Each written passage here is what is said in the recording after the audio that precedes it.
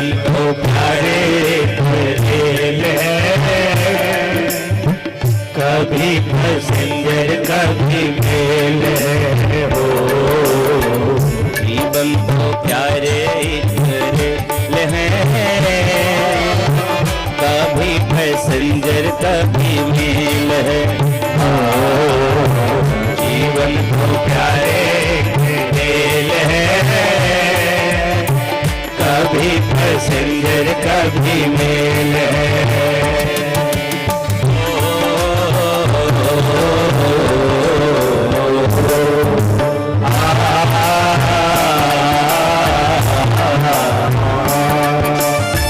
पटरी सुख दुख सफे चलती है, मंजिल आगे को बढ़ती रहती है ओ। पटरी सुख दुख सफे चलती है, मंजिल आगे को बढ़ती है। सांसों का जब तक इसमें तेल है, सांसों का जब तक इसमें तेल है, कभी पैसेंजर कभी मेल है ओ। जीवन को प्यारे रेल है, कभी पैसेंजर कभी मेल है।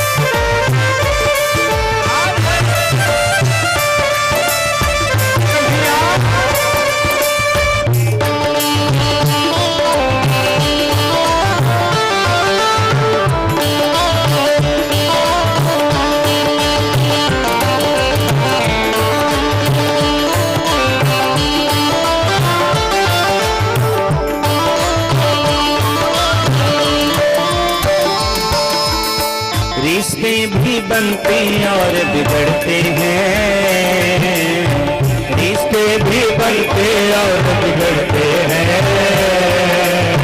यात्री जो चढ़ते वे ही उतरते हैं, रिश्ते भी बनते और बिगड़ते हैं। यात्री जो चढ़ते वो ही उतरते हैं ओ। जीवन तो सिग्नल का एक मेल है, जीवन तो सिग्नल का एक मेल है, कभी पैसेंजर कभी मेल है ओ। जीवन तो प्यारे रेल है, कभी पैसेंजर कभी मेल है। श्री राधे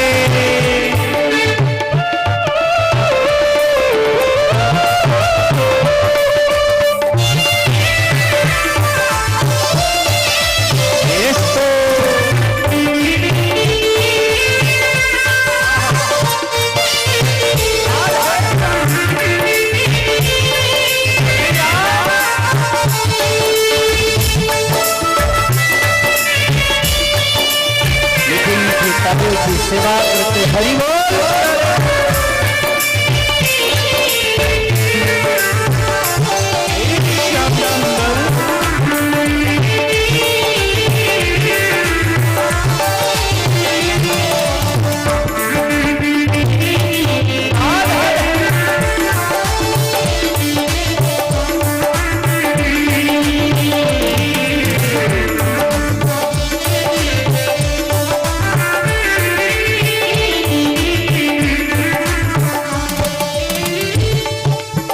अच्छी कर्मों के टिकट कटा लेना, टीटी जब आए टिकट दिखा देना हो। अच्छे कर्मों का टिकट कटा लेना, टीटी आए टिकट दिखा देना हो। अच्छे कर्मों का टिकट कटा लेना, टीटी जब आए टिकट दिखा देना हो। अच्छे कर्मों का टिकट कटा लेना,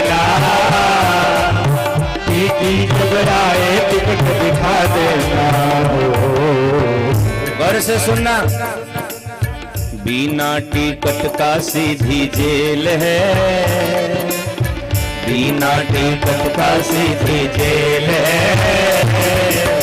कभी पैसेंजर कभी मेल है, ओ जीवन को प्यारे तेरे है, कभी पैसेंजर कभी मेल है, ओ जीवन को प्यारे तेरे है, कभी पैसेंजर कभी मेल है, ओ जीवन को प्यारे तेरे है, कभी पैसेंजर कभी मेल है, कभी पैसेंजर कभी मेल है, कभी पैसेंजर कभी मेल है। बोल भक्तवत्सल भगवान की। श्री ध्रुव जी महाराज के ऊपर भगवान कृपा करते हैं। ध्रुव जी परम लोक को प्राप्त किए। सुखदेव जी ने कहा कि बेटा इन्हीं के वंश में महाराज अंग भय हैं, अंग के बेन भय हैं, और बेन जी महाराज थोड़े से यज्ञ आदि कर्मों को में विघ्न डालने वाले भय हैं। तो ब्राह्मणों ने श्राप दे दिया तो बेन जी की मृत्यु हो गई। जैसे बेन जी की मृत्यु हुई, चोर चमारी होने लगी हैं, महात्मा ब्राह्मण डर गए तो बेन के शरीर को मथते हैं। तब भगवान अपनी पत्नी के साथ एक दूसरा रूप लेकर के प्रकट होते हैं, जिनका नाम पड़ा श्री पृथु जी महाराज। बोलो पृथु जी महाराज की। अपनी पत्नी भगवती अर्ची देवी को लेकर के प्रकट होते हैं। भगवान ने क्या देखा? पृथु जी महाराज ने देखा कि जितनी पृथ्वी है सब ऊसर हो गई है। गौर से सुनना, पृथ्वी ऊसर कब होती है? जब पाप ज्यादा बढ़ जाता है, वह पृथ्वी ऊसर होने लगती है। जहां पर गाय काटे जाते हों, ब्राह्मण का अपमान किया जाता हो, वेद का अपमान किया जाता हो, साधु का अपमान किया जाता हो, वह पृथ्वी फल नहीं देती है। वह पृथ्वी अपने आप को सूखा अर्थात ऊसर बना देती है। पृथु जी को बड़ा क्रोध आया तो एक दिन पृथु जी महाराज क्रोध में आकर के पृथ्वी को मारने के लिए तैयार हुए। तो भगवती पृथ्वी मैया गाय का रूप धारण कर लिए हैं और गाय के रूप में प्रकट भई। और मैया ने कहा कि आप हमको क्यों सता रहे हो महाराज? एक हम आपसे बात कहते हैं कि हमारा कोई दोष नहीं, जब पाप बढ़ता है तब मैं ऊसर अपने आप को बना लेती हूं, मेरा दोहन करो।